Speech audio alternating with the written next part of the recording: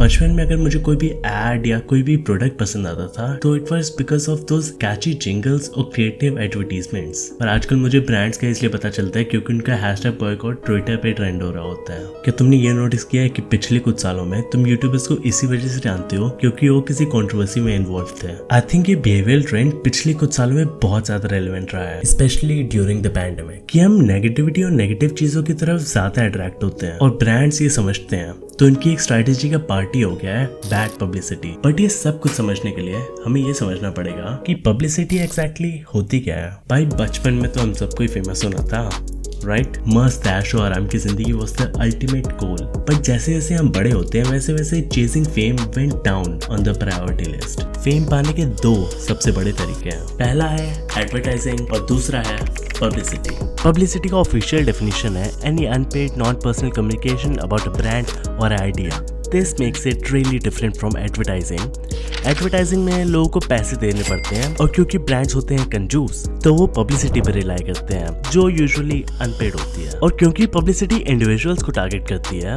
वो मास community discussion से brand को बहुत ज्यादा रेलेवेंस दे सकती है, वो भी बहुत जल्दी। और पब्लिसिटी बाय नेचर बहुत जल्दी फैलती है। मीम से लेके आर्टिकल्स, रेडिट फोरम से लेके न्यूज रिपोर्ट्स, हर एक चीज पब्लिसिटी को बढ़ावा देती है। पब्लिसिटी दो टाइप्स की हो सकती है, good and bad. Recently Ranveer Singh की नंगी फोटो और केसरिया की लव स्टोरियां के सराउंडिंग नेगेटिव डिस्कशन ने उनको 10x ज्यादा अटेंशन लाके दिया। बट अगर पब्लिसिटी का मकसद ही रेलेवेंस पाना है तो does something like bad publicity really exist?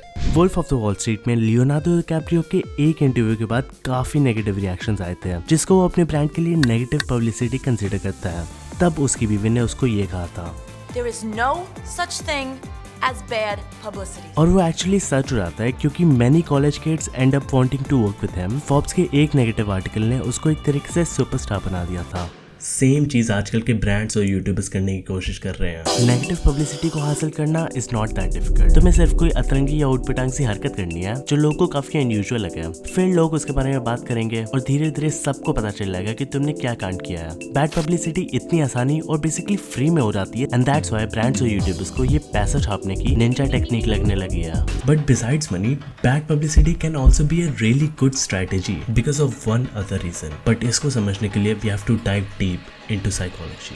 Negativity bias means हमारे ब्रेन पे पॉजिटिव से ज्यादा नेगेटिव चीजों का इफेक्ट होता है। अगर तुम्हारे एग्जाम्स में अच्छे नंबर आए तो तुम्हारे माँ बाप तुम्हें 1-2 दिन के लिए प्रेज करेंगे, मगर अगर गलती से तेरे गंदे नंबर आ गए, जूता चप्पल तो अलग से बढ़ता है, उसके ऊपर से फोन बंद, वाईफाई बंद, 10 मिनट से ज्यादा गेमिंग बंद, ये सब अलग होता है। बायोलॉजिकली हमारी एक टेंडेंसी है कि हम नेगेटिव इमोशंस और थ्रेट्स को ज्यादा इंपॉर्टेंस और अटेंशन दें। और क्योंकि negative publicity directly negative emotions को ट्रिगर करती है जैसे एंगर, डिस्गस्ट या फ्रस्ट्रेशन, हमारा दिमाग बाय डिफॉल्ट उसकी तरफ ज्यादा जाता है और इसी सर्वाइवल इंस्टिंक्ट को ब्रांड्स और इन्फ्लुएंसर्स एक्सप्लॉइट करते हैं। अब भाई डेंसिक पूजा को ही ले लो, उसकी कोई प्लान स्ट्रेटेजी तो थी नहीं, पर एक गाने के बाद इतने मीम्स और डिस्कशंस हुए हैं कि वो बेसिकली क्रिंज पॉप सुपरस्टार बन गई है। इनफैक्ट वो बिग बॉस में तक जाके आई है। क्रिंज कॉमेडी का ये जो जॉनर है इसीलिए तो चल रहा है। एरिक बिशॉफ का एक बहुत फेमस कोट है, controversy creates cash, and this quote is very true in the case of Udta Punjab and Kabir Singh. शायद ये मूवीज बॉक्स ऑफिस में इतना नहीं कमा पाती अगर इतने कंट्रोवर्सीज नहीं हुए होते तो, पर इन मूवीज के कंटेंट को लेके इतने ऑनलाइन डिबेट्स हुए, लोगों का इंटरेस्ट इतना पीक हुआ कि they just had to go and watch it for themselves.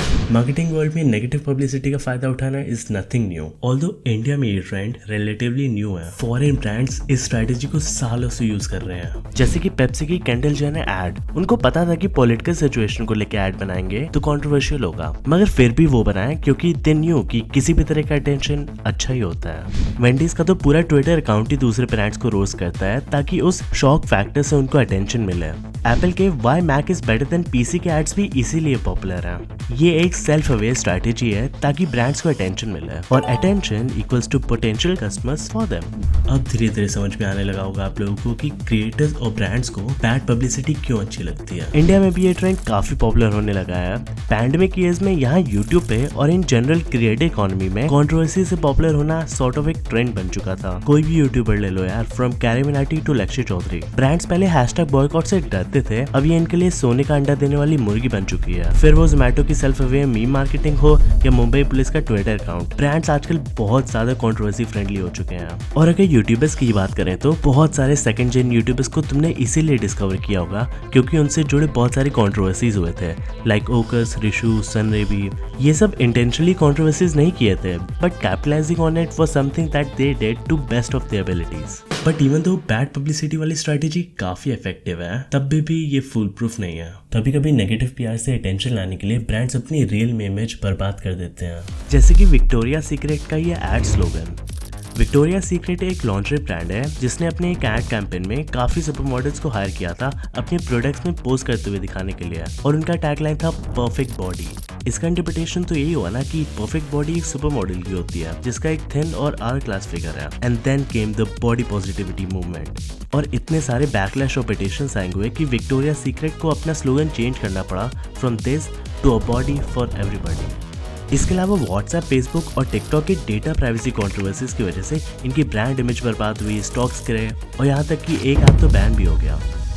पर क्या ये बैड पब्लिसिटी वाली स्ट्रैटेजी किसी को डुबा सकती है? Short answer is it depends. Her creative brand हमेशा नेगेटिव अटेंशन को काफी स्ट्रैटेजिकली हैंडल करता है। पीआर स्ट्रैटेजिस्ट एक हाई पेइंग जॉब ऐसे नहीं बनी है। पीआर स्ट्रैटेजिस्ट ऐसे रिट्रेसल स्ट्रैटेजी यूज करते हैं with the twist and narrative of the story that give them attention, और स्टोरी को ऐसा स्पिन करते हैं वो कि वो पॉजिटिव बन जाती है। This leads to a better brand retention and sales growth. Usually एक क्रिएटर बैड पब्लिसिटी को डील करने के लिए इन 3 तरीकों में से एक ऑप्शन चूज करता है। Option 1, deny that it ever happened. जो भी स्टोरी उसको नेगेटिव अटेंशन ला रही है उसको पूरी तरीके से डिनाई कर दो कि ऐसा कुछ हुआ ही नहीं है, चाहे क्रिएटर के फैक्ट सही हो या गलत, डजंट मैटर। अरे यार मैंने तो कुछ किया ही नहीं, let me fucking live. Option 2, ignore it until it dies out. काफी क्रिएटर्स ऐसे हैं जो कंट्रोवर्सीज को बिना एड्रेस किए ही डाई आउट करने देते हैं। वो उस चीज को पूरी तरीके से साइडलाइन कर देते हैं टू द पॉइंट जहाँ पे लोग उसकी एग्जिस्टेंस ही भूल जाते हैं। इन माय ओपिनियन ये ड्रामा को अवॉइड करने की बेस्ट टेक्निक है। भैया जी मुझे तो कुछ नहीं पता। Back to normal whites. Hello guys, आज हम प्रैंक करने वाले हैं अपनी पड़ोसन की बेटी। Option 3, doubling down. कभी कभी क्रिएटर्स एक कंट्रोवर्सी से निकलने के लिए पहली कंट्रोवर्सी से भी बड़ी कंट्रोवर्सी कर देते हैं, जिससे पहले वाली कंट्रोवर्सी अंडरमाइन हो जाती है और लोग इंटरनेट पे इतनी तेज मूव ऑन करते हैं कि आउटरीच दूसरी चीज पे शिफ्ट हो जाता है। इन माई ओपिनियन ये इतनी अच्छी टेक्निक नहीं है, but it is what it is. Recently brands के जो रिट्रेसल टेक्निक्स हैं जो पॉजिटिव स्पिन देते हैं वो चीजों को, वो क्रिएटर्स भी यूज करने लगे हैं। बट ब्रांड्स और क्रिएटर्स तो छोड़ो, आजकल सुपरस्टार्स तक इस टेक्निक को यूज करने लगे हैं। फिल्म्स लाइक संजू जो बायोपिक तो है, बट उनके लाइफ इवेंट्स को इस तरीके से प्रेजेंट किया गया है जैसे उनकी एक रिडेम्पशन आर्क दिखे और उनके लिए सिंपैथी जनरेट हो, वही पॉजिटिव स्पिन वाली चीज। And this brings us to the climax. Can negative publicity be redeemed? The answer is absolutely yes.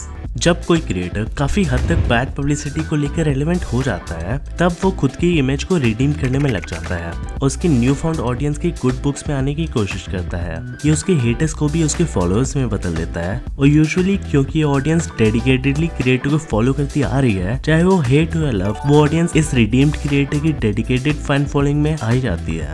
At the end of the day ये सब मार्केटिंग और स्ट्रेटेजी का खेल है भाई। बैड पब्लिसिटी का ये ट्रेंड इंडिया में इनिशियल स्टेजेस पे है अभी। ये मीडिया कंजम्पशन ट्रेंड्स के लिए काफी हार्मफुल हो सकता है। इवेंचुअली अगर मार्केट इन सब कंट्रोवर्सीज के ट्रेंड से सैचुरेट हो जाए तो शायद ब्रांड्स के लिए वो पुराने मेमोरेबल जिंगल्स बनाना प्रॉफिटेबल नहीं होगा, और ये सब ऑडियंस भी ऐसी क्रिएट करेगा जो सिर्फ हॉट टेक सुनने और आउटरीच करने आई है, ना कि वो ऑडियंस जो एक्चुअली उस ब्रांड या क्रिएटर में इन्वेस्टेड हो।